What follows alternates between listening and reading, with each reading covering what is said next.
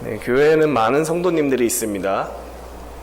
하지만 성도님들마다 어떤 믿음의 강도의 차이는 있습니다. 누구는 강한 믿음을 갖고 있는 분이 있고, 또 누구는 아직은 약한 믿음을 갖고 있는 분이 있습니다. 또 어떤 사람에 따라서 누군가는 지금 믿음이 한창 자라고 있는 사람이 있을 수도 있고, 또 어떤 사람은 이미 이제 많이 성숙한 믿음을 갖고 있는 사람이 있을 수도 있습니다.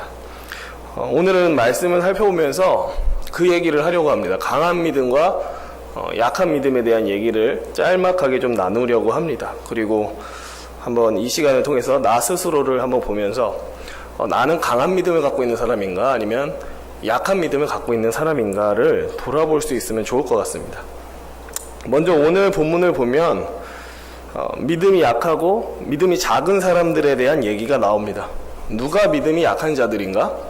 25절에서 말하는 바 무엇을 먹고 마실지 염려하는 자들이 믿음이 약하고 작은 자들입니다. 또 28절에서 말하듯 의복을 위해서 염려하는 자들, 그러니까 입을 것을 위해서 염려하는 자들 또한 믿음이 약한 자들입니다.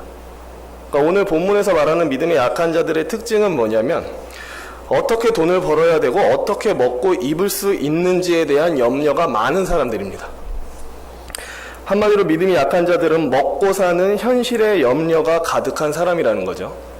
근데 왜 이 믿음이 약한 사람들은 먹고 사는 이 현실의 문제, 목숨을 부지하는 문제에 대해서 이렇게 염려가 많은가? 그 이유는 그들이 하나님을 향한 믿음, 곧 하나님이 어떤 분이신지에 대해서 잘 알지 못하고, 또 이 하나님이 우리를 위해서 무엇을 행하는 하나님이신지를 알지 못하기 때문에 그렇습니다. 혹은 성경이 말하는 하나님이 어떤 분이신지 분명히 지식적으로는 알고, 또 성경에서 말하는 하나님이 무엇을 행하는 분인지 안다 하더라도 그 사실에 대해서 신뢰하지 못하는 자들은 끊임없이 먹고 사는 현실의 문제에 염려하며 살아갑니다. 오늘 말씀은 하나님이 어떤 분이시고 또 그 하나님이 어떤 일을 행하시는 분이신지를 우리한테 알려줍니다. 26절에 하나님은 어떤 분이라고 얘기를 하냐면, 그분은 거두지도 모아들이지도 아니하는 공중의 새를 기르는 분이시다 라고 얘기를 하면서 동시에 이렇게 말합니다. 공중의 새보다 훨씬 더 귀한 성도들은 더욱 기르시는 분이시다 라고 설명을 합니다. 그리고 28절에 또 하나님이 어떤 분이시다 라고 설명을 하냐면, 들에 피어있는 백합화는 길쌈도 안 하고 수고도 안 하지만 솔로몬이 입은 영광스러운 그런 의복보다 훨씬 아름다운 형상을 갖고 있다 라고 얘기를 하면서, 그 꽃의 아름다움을 입히신 하나님께서 꽃과 비교할 수 없이 귀한 성도들은 더욱 입히신다 라고 얘기를 합니다. 그러니까 하나님이 어떤 분이시냐? 그분은 우리의 아버지시고, 또 그 아버지이신 하나님은 무엇을 행하시는 분이시냐? 자기의 자녀들을 먹이시고 입히시는데 매우 지극히 귀하게 다뤄주신다라고 얘기를 합니다. 그럼 믿음이 강한 사람은 어떤 사람인가? 오늘 말씀과 같은 하나님이 어떤 분이시고 또 이 하나님이 어떤 일을 행하시는 분이다라는 설명이 나왔을 때, 성경이 그것을 우리한테 전달해 줬을 때 되게 단순하게 생각하면 그냥 그것을 있는 그대로 진짜 받아들이는 사람입니다. 오늘 이 본문을 읽으면서 어떤 느낌을 받으셨는지 모르겠습니다. 25절부터 32절까지 이제 쭉 읽으시면서 이건 참 많이 들었던 말씀이지, 자주 들었던 말씀이지, 익숙한 말씀이지 하고 넘어갔는지 모르겠습니다. 근데 다시 한번 쭉 읽어보십시오. 이 말씀을 읽으면서 우리가 느껴야 되는 게 있는데, 뭘 느껴야 되냐면 마음에 굉장히 큰 위로를 느껴야 됩니다. 사실 이 말씀을 쭉 읽는 순간, 하나님이 이런 분이시구나, 하나님이 우리 아버지시고 우리를 입히시고 기르시는구나, 먹이시는구나, 하나님이 이런 분이시네? 그럼 이걸 그냥 있는 그대로 받아들이고 동의하고 확신해서 우리가 마음에 위로와 평강을 누릴 수 있어야 됩니다. 사실 이 말씀을 보면서요. 그럼 믿음이 강한 사람들은 어떤 사람들이냐? 성경 말씀이 하나님이 어떤 분이시고 또 무엇을 행하는 분이시다라고 알려줬을 때 그걸 그냥 의심하지 않고 받아들이는 겁니다. 성경에 하나님은 우리 아버지시라고 말하네? 정말인가? 이런 게 아니라는 거죠. 하나님이 우리를 기르시고 입히신다고 말씀하시네? 책임진다고 말씀하시네? 진짜인가? 이런 태도가 아니라는 거죠. 정말 그렇구나. 그분이 우리 아버지시고 우리를 기르고 입히시는구나, 날 보호하시는구나 라고 그대로 받아들이는 사람들이라는 거죠. 어떤 나이가 지긋하게 든 목사님이 이런 말을 하셨던 기억이 납니다. 그분이 이런 말을 했습니다. 우리는 우리 스스로가 가장 현실적이라고 생각하지만 사실 가장 현실적인 분은 다름 아닌 하나님이십니다 라고 얘기를 했었습니다. 그러니까 이 목사님이 오랜 세월을 살아보면서 자신의 인생을 돌이켜 본 거죠. 하나님이 내 인생을 어떻게 인도하셨는가, 하나님이 내 인생의 필요를 어떻게 채우셨는가를 돌아보니까 그분이 내린 결론이 이거였습니다. 사람은 그런 생각을 합니다. 내가 가장 현실적이다. 내 인생에 있어서 뭐가 언제 얼만큼 필요한지 가장 잘 아는 건 바로 나다라고 생각을 합니다. 사람들은. 근데 그 목사님의 말은 그런 거였죠. 우리는 흔히 그렇게 생각합니다. 우리가 우리의 필요를 가장 잘 안다라고 생각하지만 우리의 필요를 가장 잘 아는 분은 하나님이시라는 것을 저는 인생을 통해 계속 경험했습니다. 이런 얘기를 해주셨습니다. 정말 그럴 것입니다. 모든 것을 아시고 모든 것을 할 수 있으신 하나님께서 자기 자녀의 필요를 모르신다는 일은 있을 수가 없습니다. 그래서 사실 어떻게 보면 가끔 그런 분들이 있을 수 있습니다. 하나님께 무언가를 이제 구하고 기도를 하는데 굉장히 상세하게 조목조목 반복해서 계속해서 기도하는 분들이 있습니다. 그러니까 그 기도 자체가 나쁘다라는 얘기는 아닌데, 만약에 그럼 뭐 자신의 모든 필요를 아주 구구절절 상세하게 자세하게 반복해서 계속 구하는 이유 속에 이렇게 구하지 않으면 하나님은 내가 뭐가 필요한지 모르실 거야 라는 그 의심이 있어서 이렇게 기도하는 분들도 있습니다. 내가 하나님 저 이거 필요하고 저거 필요하고 그거 필요해요 라고 말하지 않으면 하나님이 내가 이거 그거 저거 필요한지 모르실까봐 구구절절히 얘기하는 성도들도 가끔 있습니다. 근데 그런 모습이 꼭 믿음이 좋아서 그렇게 기도한다라고 얘기하기는 어려울 것 같습니다. 만약에 마음속의 동기가 내가 이거 저거 그것까지 상세하게 아뢰지 않는 이상 하나님은 몰라, 이거를 깔고 만약에 하나님께 구하고 있다면 사실 그 사람은 믿음이 강한 사람이 아니라 믿음이 약한 사람인 거죠. 내가 어떻게든 이 기도를 자꾸 해서 하나님이 내 기도를 까먹지 않게 해야 그제서야 하나님이 들어주시겠지 라고 생각한다면 사실 이 사람은 믿음이 약한 사람인 겁니다. 하나님은 우리가 기도를 많이 하고 반복하고 조목조목 짚어드려야만 네가 그게 필요했구나, 그럼 내가 줄게 라고 하시는 분은 아닙니다. 마태복음 6장 6절에서 8절 우리 위에 있는 본문을 한번 같이 읽었으면 좋겠습니다. 마태복음 6장 6절에서 8절을 같이 읽어봤으면 좋겠습니다. 같이 읽겠습니다. 너는 기도할 때에 네 골방에 들어가 문을 닫고 은밀한 중에 계신 내 아버지께 기도하라. 은밀한 중에 보시는 내 아버지께서 갚으시리라. 기도할 때에 이방인과 같이 중언부언하지 말라. 그들은 말을 많이 하여야 들으실 줄 생각하느니라. 그러므로 그들을 본받지 말라. 구하기 전에 너희에게 있어야 할 것을 하나님 너희 아버지께서 아시느니라. 아멘. 여기서 이제 두 기도를 대조하고 있습니다. 이방인의 기도와 하나님의 자녀의 기도를 대조하고 있습니다. 이방인의 기도의 특징은 7절에서 말하고 있는데, 그들의 기도의 특징, 그러니까 이방인들은 하나님을 모르는, 하나님 바깥에 있는 사람들입니다. 하나님을 모르는 사람들이 하는 기도의 특징은 중언부언입니다. 중언부언이 뭐냐? 쓸데없이 말을 많이 한다라는 겁니다. 쓸데없이 반복을 많이 한다라는 겁니다. 그들이 이렇게 말을 많이 하고 굳이 애써서 반복을 많이 하고 구구절절히 구하는 이유는 무엇인가? 하나님을 정말 믿기 때문인가? 그렇다기보다는 그렇게 구구절절히 말 많이 여러 번 아뢰지 않으면 하나님이 내 기도를 듣지 않으실 거야. 내가 구구절절히 하나님께 하소연하지 않으면 하나님은 내가 뭐가 필요한지 모르실 거야 라는 의심이 있기 때문에 이렇게 기도하는 겁니다. 하지만 제가 계속 말씀드리는 것은 꼭 그렇다고 반복해서 기도하는 게 나쁘다는 것이 아닙니다. 정말 간절히 원하면 반복해서 기도할 수 있고 크게 소리쳐 기도할 수 있는데, 제가 말씀드리고 싶은 것은 그렇게 반복해서 구구절절히 열심히 기도하지만 그 기도의 어떤 내면에 이렇게 하지 않으면 하나님이 모를 거야, 이렇게 구하지 않으면 하나님은 내 필요에 대해서 모르실 거야, 내가 이렇게 구해놓지 않으면 하나님은 나한테 별로 관심 갖지 않을 거야 라는 그런 의심의 마음이 만약에 껴있다면 그런 기도는 사실 아름다운 기도라고 얘기하기는 좀 어렵습니다. 예수님도 말씀해 주십니다. 우리가 구하기 전에 이미 아신다. 뭐가 언제 얼만큼 어느 때에 필요한지 이미 알고 계신다. 그것을 생각하라는 거죠. 하나님이 어떤 분이시고 우리에 대해서 얼마나 잘 알고 있는 분이신지 알고 있어야 된다는 겁니다. 그래서 믿음이 강한 자들은 꼭 기도의 양으로 승부를 보려는 사람들은 아니라고 얘기할 수 있을 것 같습니다. 그렇다고 기도를 적게 하라는 얘기는 아닌데 이제 대조를 하는 거죠. 하나님을 의심해서 하나님을 신뢰하지 못해서 기도의 양으로 승부하는 그런 모습과는 다르다는 겁니다. 하나님은 우리가 무엇을 구하기 전에 우리에게 뭐가 필요한지 잘 알고 계십니다. 사실 이것만큼 위안이 되는 말씀도 없습니다. 때로는 가끔 근데 그런 분들도 있습니다. 어떤 분들이 있냐면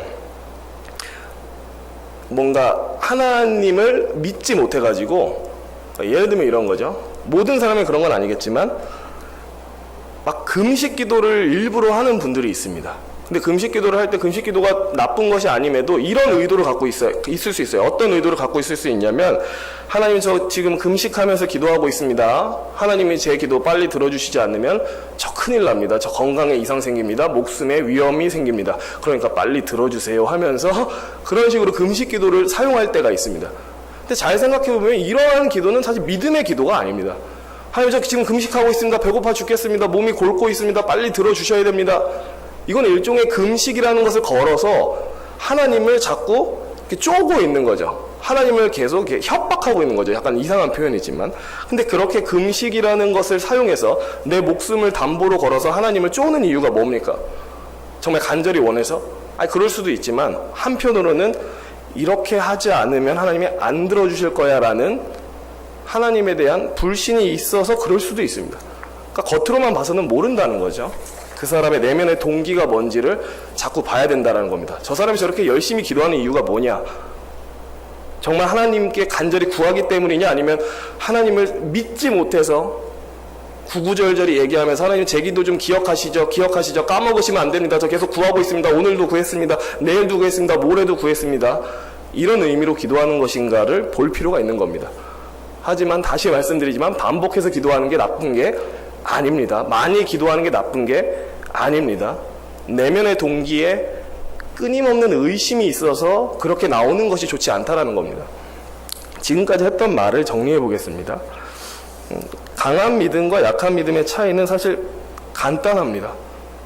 우리가 말씀을 통해서 하나님이 어떤 분이신지 봅니다. 그리고 그 하나님이 우리를 위해서 무엇을 행하시는 분인지를 봅니다. 그 믿음이 강한 사람들은 그 성경의 진리를 그대로 받는 겁니다. 아, 하나님이 내 아버지시구나. 그대로 받는 겁니다. 하지만 믿음이 약한 자들은 내 아버지신가? 이렇게 됩니다. 또 믿음이 강한 자들은 성경이 말하는 바 그 아버지가 우리를 기르시고 입히시고 보호하신다라고 했을 때 그렇구나라고 그냥 받아들입니다. 그리고 여기서 평강을 누립니다. 하지만 믿음이 약한 자들은 정말 날 기르고 입히고 먹이실까? 내 인생을 책임지실까? 라고 자꾸 물음표로 끝냅니다. 마침표로 끝내는 게 아니라 자꾸 물음표로 끝낸다는 거죠. 우리는 어떨까요? 지금 우리의 상황은 어떨까요? 우리가 하나님을 대할 때에 또 그분께 구할 때에 자꾸 물음표로 끝내는지, 약간 애매한 의심으로 하나님 앞에 서 있는지, 아니면 정말 마침표로 하나님이 내 아버지십니다, 그분이 나를 기르시고 보존하고 지키십니다로 끝내는지 볼 필요가 있을 것 같습니다. 성경은 믿음을 아주 중요하게 얘기를 하죠. 믿음에 대해서 강조를 하고요.